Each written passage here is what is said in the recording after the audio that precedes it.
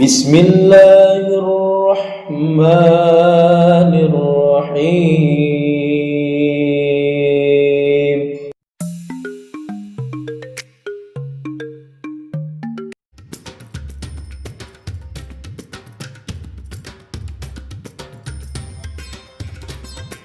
واشهد ان محمدا عبده ورسوله لا نبي بعده. اللهم صل وسلم على نبينا محمد وعلى اله واصحابه اجمعين. اما بعد يا ايها الذين امنوا اتقوا الله حق تقاته ولا تموتن الا وانتم مسلمون. يا ايها الناس اتقوا ربكم الذي خلقكم من نفس واحده وخلق منها زوجها وبث منهما رجالا كثيرا ونساء. واتقوا الله الذي تساءلون به والأرحام إن الله كان عليكم رقيبا. يا أيها الذين آمنوا اتقوا الله وقولوا قولا سديدا يصلح لكم أعمالكم ويغفر لكم ذنوبكم ومن يطع الله ورسوله فقد فاز فوزا عظيما. فإن أصدق الحديث كتاب الله وخير الهدي هدي محمد صلى الله عليه وسلم وشر الأمور محدثاتها وكل محدثة بدعة وكل بدعة ضلالة وكل ضلالة في النار. Amma ba'du ayyuhal muslimun. Marilah senantiasa kita perbaharui keimanan dan ketaatan kita kepada Allah Subhanahu wa taala dengan bertakwa, melaksanakan perintahnya dan menjauhi larangan-larangan Allah Subhanahu wa taala. Jamaah Jumat yang dirahmati Allah, bersyukur kita kepada Allah atas nikmat Islam, atas nikmat iman, karena nikmat ini adalah nikmat yang tiada taranya, tanda bahwa Allah Subhanahu wa taala mencintai dan menyayangi hambanya bila mana dia diberikan nikmat iman. Alhamdulillahilladzi hadana li hada. Segala puji bagi Allah yang memberikan kita hidayah kepada agama ini. Itulah sebesar-besarnya nikmat dalam kehidupan nikmat, kehidupan iman dan nikmat Islam. Sebab ketika Allah Ta'ala memberikan kekayaan dan dunia, maka di antara manusia ada yang Allah Ta'ala berikan lebih, namun ada juga yang melarang, hampir tidak memiliki sesuatu dari dunia ini. Tetapi ketika Allah Ta'ala memberikan dunia kepada hambanya, membuatnya kaya, membuatnya sehat, membuatnya senang, membuatnya menguasai dunia, Allah tidak peduli siapa dia. Entah Fir'aun yang menentang Allah Ta'ala dan bermaksiat kepadanya, ataukah para nabi seperti Nabi Sulaiman, Allah Ta'ala berikan kekayaan, kekuasaan, berikan dunia. Allah tidak pilih apa dia orang yang baik-baik atau orang yang buruk. Sama ketika Allah Ta'ala berikan nikmat iman, nikmat Islam, ada orang yang diberikan keimanan yang tinggi seperti Abu Bakar Siddiq radhiyallahu anhu. Ada juga orang yang nyaris sudah di tepi jurang kesesatan. Namun ingatlah, banyak atau sedikit nikmat iman yang Allah berikan kepada seseorang, tidak ada orang yang Allah Ta'ala jadikan beriman kecuali orang yang Allah Subhanahu wa taala cintai. May yuridillahu bihi khairan yufaqihu fid din. Siapa yang Allah Ta'ala berikan atau inginkan kebaikan padanya, dipahamkan dia dalam hal agama. Bila mana kita memeluk Islam, mencintai Islam, mencintai dakwah Islam, berarti tanda Allah Ta'ala cinta kepada kita. Namun bila mana kita benci terhadap Islam, benci terhadap syiar Islam, benci terhadap ta'lim dan syiar Islam, beristighfar kepada Allah, walaupun KTP kita Islam. Wa may yu'azzim sya'airallah fa innaha min taqwal qulub. Siapa yang mencintai syiar-syiar Allah Ta'ala di muka bumi, maka termasuk dari ketakwaan hatinya. Maka bersyukur kepada Allah dengan nikmat iman ini, terus kita jaga dan pelihara dengan bersegera menjawab perintahnya dan meninggalkan larangan-larangan Allah Ta'ala. Islam adalah agama yang sempurna. Al-yawma akmaltu lakum dinakum wa atmamtu alaikum ni'mati. Arti dari sempurnanya Islam, tidak butuh tambahan. Maka tidak ada ibadah yang Nabi SAW tinggalkan, sedangkan ibadah itu belum Nabi ajarkan. Apatah lagi umatnya di akhir zaman menemukan sebuah ibadah, mereka klaim walaupun di zaman Nabi belum dilaksanakan hal ini, tapi hal ini adalah afdal. Lau kana khairan lasabaquna ilaih. Seandainya ibadah itu afdal, maka Rasulullah tidak akan menyisahkannya kecuali telah mensunahkan kepada kita. Maka jangan pernah ada anggapan bahwa Rasulullah belum mengajarkan ibadah yang kita anggap dia adalah afdal, tapi Nabi sallallahu alaihi wasallam belum ajarkan.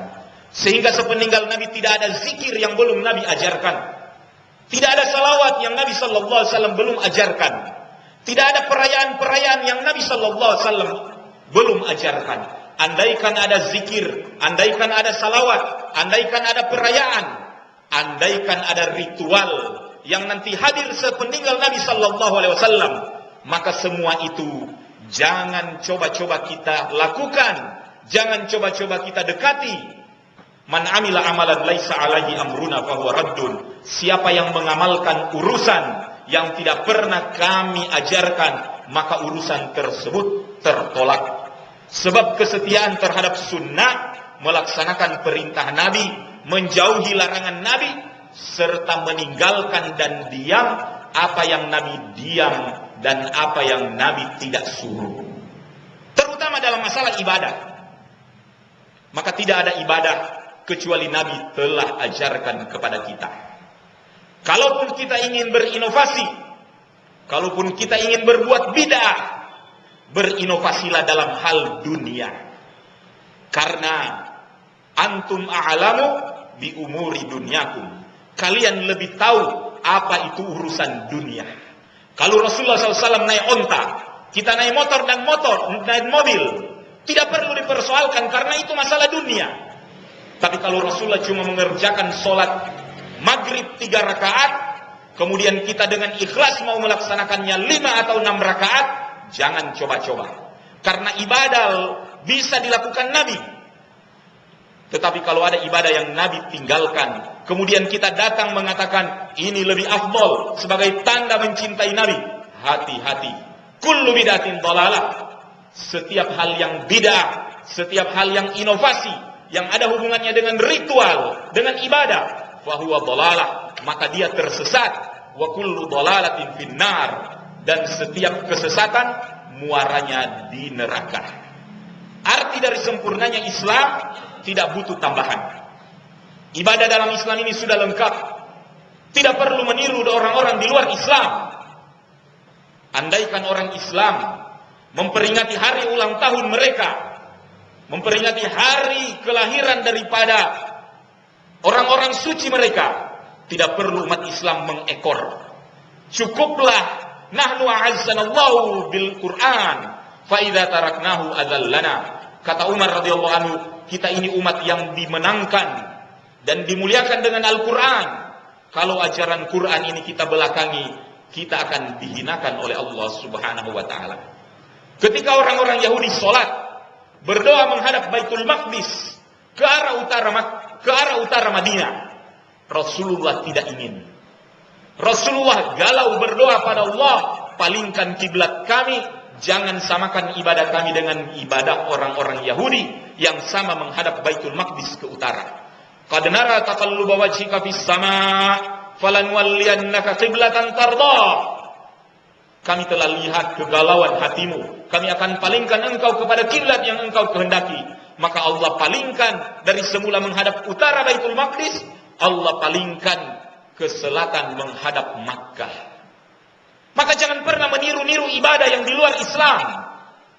Semakin kita meniru ajaran di luar Islam dalam hal ritual dan ibadahnya, semakin tersesat kita dari jalan ini. Karena orang Quraisy sudah menawarkan kepada Rasulullah, ingin berdoa bersama, ingin beribadah bersama.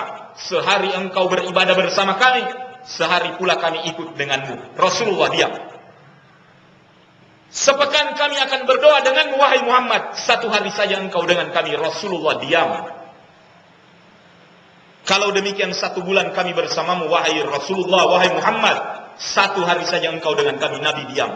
Sampai tawaran 1 tahun kami beribadah, solat di belakangmu, satu hari saja engkau merayakan ibadah bersama kami. Allah Ta'ala turunkan surah Al-Kafirun. Qul ya ayyuhal kafirun, wahai orang-orang yang kafir, la a'budu ma ta'budun, aku tidak akan menyembah apa yang kalian sembah. Wala antum abiduna ma a'bud, tidak perlu kalian menjadi penyembah dari apa yang aku sembah. Islam agama yang toleran. Bahkan toleransi dalam Islam bagian dari akidah, bukan lipstik pemanis bibir. Katanya toleransi ada di Indonesia, tapi untuk sekedar membangun rumah ibadah di Prancis, di Jerman, ataupun di Bitung, umat Islam dilarang dan dikekang. Lipstik. Umar pernah ditawari oleh orang-orang Nasrani, silakan beribadah dan sholat zuhur di gereja Kumamah, tempat kelahiran Isa. Ketika Umar memasuki Baitul Maqdis, Yerusalem, kata Umar, kalau aku sholat di dalam gerejamu, belakangan kaum muslimin pasti akan bangun masjid di dalam gerejamu, sehingga kalian tidak akan pernah selesai berurusan berkelahi masalah rumah ibadah. Toleransi sudah ada dalam Islam, bukan pemanis bibir. Tetapi sesuatu yang sangat haram dilakukan oleh kaum muslimin, mencampur adukan ibadah. Ketika kita sedang mengadakan acara dan ibadah di masjid, panggil mereka di luar Islam. Giliran mereka merayakan peribadatan, pemujaan terhadap Tuhan, kita juga kaum muslimin masuk ke dalamnya. Apakah ini yang disebut toleransi? Yang diharamkan dalam Islam, hatta dalam peperangan. Ingatlah wasiat Umar radhiyallahu taala anhu kepada Khalid bin Walid, bila engkau menyerang Syam, bila engkau menyerang Yaman, jangan membunuh anak-anak, jangan membunuh wanita, jangan membunuh orang yang tua renta, jangan membunuh pemimpin agama, jangan menghancurkan rumah ibadah. Maka pembicaraan merobohkan rumah ibadah tidak ada dalam Islam. Kalaupun ada orang yang merusak ibadah, ataupun orang yang membakar rumah ibadah, dia bukan lahir dari madrasah, dia bukan talaki di kalangan ulama, dia mengambil pemikiran di luar dari Islam. Sebab kebebasan beragama termasuk ajaran dari Islam. Laisa minna man yuqatilu ahla dhimma, kata Rasulullah, bukan umatku orang yang membunuh ahlu dhimma. Tetapi terlaknat, haram bila mana seorang muslim hadir dalam perayaan di luar Islam. Entah itu agama Majusi, entah itu agama Yahudi, atau apakah agama Nasrani. Sebab Syekhul Islam Ibnu Taimiyah mengatakan, puncak perayaan agama di luar Islam adalah puncak kekufuran, pemujaan berhala, pengagungan kepada selain Allah. Bila mana kita hadir di sana, laknat Allah sementara turun dan kita panjatkan doa di sana, kemana akidahmu? Inna dina indallahil Islam. Sesungguhnya agama yang diridai di sisi Allah adalah Islam. Tidak perlu menyatakan toleransi dengan sama-sama mencampurkan akidah dan ibadah seperti itu. Lakum dinukum waliyadin. Sekadar menyerangkan perasaan, engkau kirimkan hadiah, engkau kirimkan kartu ucapan, bahkan bermanis muka engkau mengucapkan selamat, selamat kelahiran Tuhan. Inna lillahi wa inna ilaihi rajiun. Ajaran dari mana engkau mengatakan Tuhan dilahirkan? Wahai muslim, itulah yang disebut dengan syirik. Inna syirka la zulmun azim. Sesungguhnya syirik itu adalah dosa yang besar. Dan apa arti dari syirik? Engkau menyatakan Tuhan sama dengan manusia. Allah Ta'ala, Qul huwallahu ahad. Allah Ta'ala Maha Esa, satu tidak berbilang. Lam yalid walam yulad. Allah Tuhanmu tidak pernah dilahirkan, tidak pernah juga dia melahirkan. Lam yalid walam yulad. Tuhanmu tidak pernah melahirkan, Tuhanmu tidak pernah dilahirkan. Maka tidak ada tanggal kelahiran Tuhan. Bagaimana hukumnya seorang muslim bergembira dan mengucapkan selamat atas kelahiran Tuhan. Syirik. Senang hati orang-orang di luar Islam. Di hadapan Allah Ta'ala runtuh segala akidahmu. Lain asyrakta la yahbatanna amaluk. Andaikan engkau berbuat syirik, kata Allah, terhapus segala amalanmu. Bawa saja gelar hajimu, cari saja masjid dan solatmu, di mana lagi puasa dan sedekahmu. Lain asyrakta la yahbatanna amaluk. Kalau engkau berbuat syirik, terhapus segala amalanmu. Kembali nol. Sudah capek-capek beribadah, kembali nol. Kalau ada orang mencuri sandal sesudah sholat Jumat ini, maka sandal yang dia curi akan ditimbang dengan seberat mana sholat Jumat yang dia laksanakan siang ini. Artinya sholatnya masih ada, pahalanya masih ada, tapi kejahatannya akan ditimbang. فَمَنْ يَعْمَلْ مِثْقَالَ ذَرَّةٍ خَيْرًا يَرَهُ وَمَنْ يَعْمَلْ مِثْقَالَ ذَرَّةٍ شَرًّا يَرَهُ. Sekecil apapun kebaikan dan keburukan akan diperlihatkan oleh Allah. Itu artinya maksiat. Tapi kalau kita sudah durhaka kepada Allah, bersyirikat kepada Allah, menduakan Allah, bukan hanya mengantar sesajen dan tunduk ruku di atas pepohonan yang besar, itu namanya syirik. Tapi mengatakan Allah sama dengan makhluk, itu juga syirik. Maka bagaimana hukumnya dengan mengatakan Allah melahirkan dan dilahirkan? Inna lillahi wa inna ilaihi rajiun. Taatilah para ulama. Fas'al ahla dzikri in kuntum la ta'lamun. Tanyakan kepada orang yang lebih tahu dalam perkara agama. Jangan berdalil agama dengan para politisi. Jangan mengambil agama dengan dari para penguasa. Karena mereka adalah orang yang hanya mengetahui urusan dunia. Urusan mereka dengan akhirat. Kembalilah kepada para ulama. Innama yakhshallah min ibadihil ulama. Sesungguhnya yang hanya takut, resah kepada Allah hanya para ulama. Maka ikutilah nasihat para ulama. Jangan berbaris bibir dengan perkataan toleransi. Kita umat Islam sudah cukup toleransi, dan dia adalah bagian dari akidah, bukan pemanis bibir. Aqulu qauli hadza wastaghfiruhu innahu huwal ghafurur rahim.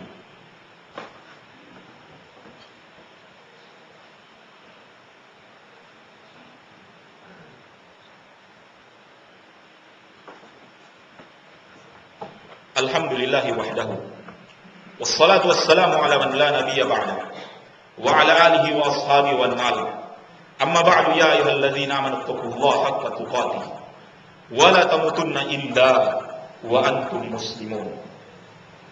Jamaah yang dirahmati oleh Allah Subhanahu wa taala, Allah Subhanahu wa taala berfirman di dalam Al-Qur'an, Inna matala Isa indallah kamathali Adam. Sesungguhnya perumpamaan Isa dalam penciptaan sama dengan perumpamaan Adam alaihi salam. Bila mana Isa dikultuskan sampai dijadikan Tuhan dan anak Tuhan, hanya karena dia tidak memiliki ayah, cuma karena memiliki ibu.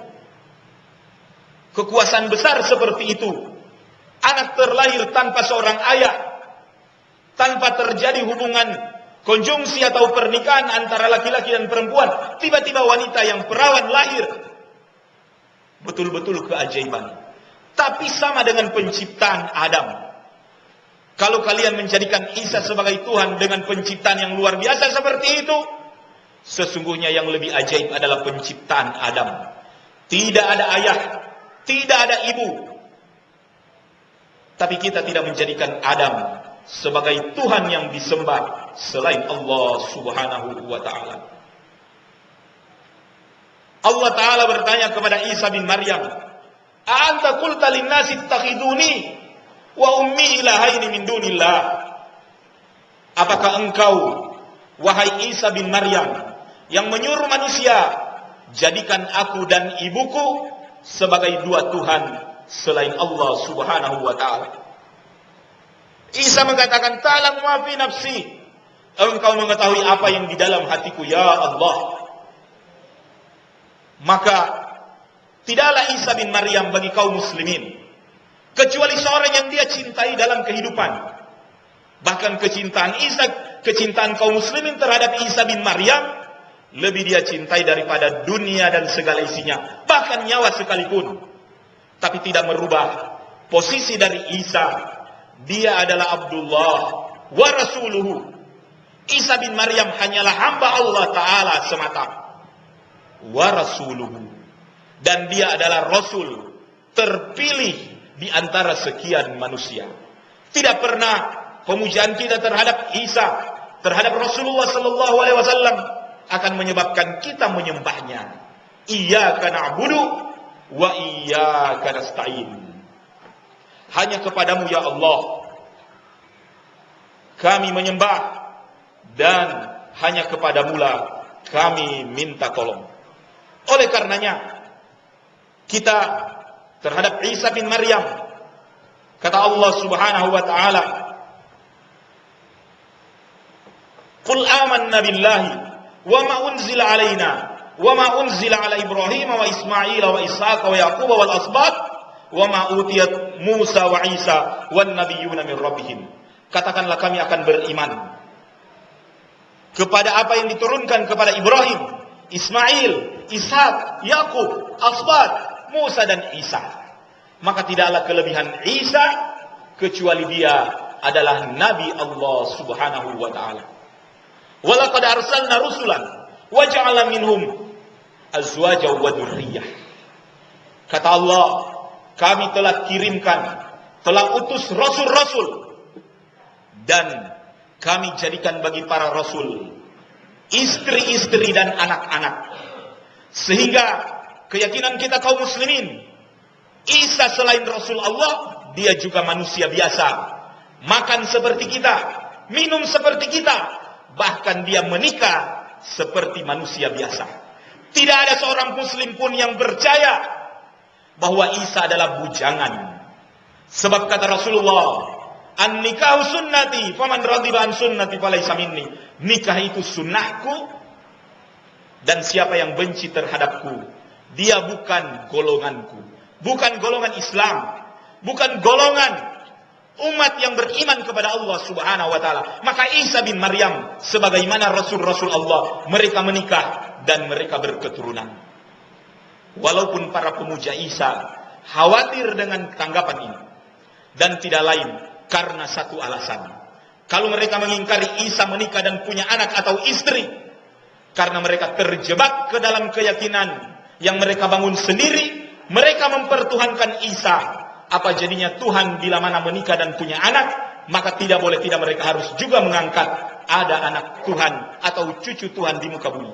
Padahal jawabannya adalah kembali kepada surah Al-Ikhlas.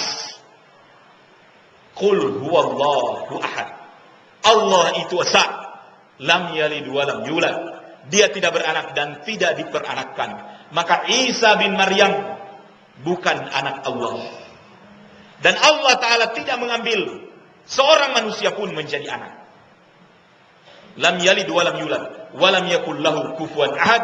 Dan tidak ada seorang pun yang setara dengan Allah Subhanahu wa ta'ala. Semoga Allah Subhanahu wa ta'ala menjaga kita dan selalu menjaga agama kita, dan selalu kita bisa mewariskan akidah dan keyakinan yang benar ini sampai hari kiamat, sampai Isa bin Maryam turun kedua kali ke muka bumi ini sebelum terjadi hari kiamat. Amin ya rabbal alamin. Inna Allaha wa malaikatahu yusalluna 'alan nabi. Ya ayyuhalladzina amanu sallu 'alaihi wa sallimu taslima. Allahumma salli wa sallim ala Muhammadin wa ala ali Muhammad kama shallaita ala Ibrahim wa ala ali Ibrahim wa barik ala Muhammadin wa ala ali Muhammad kama barakta ala Ibrahim wa ala ali Ibrahim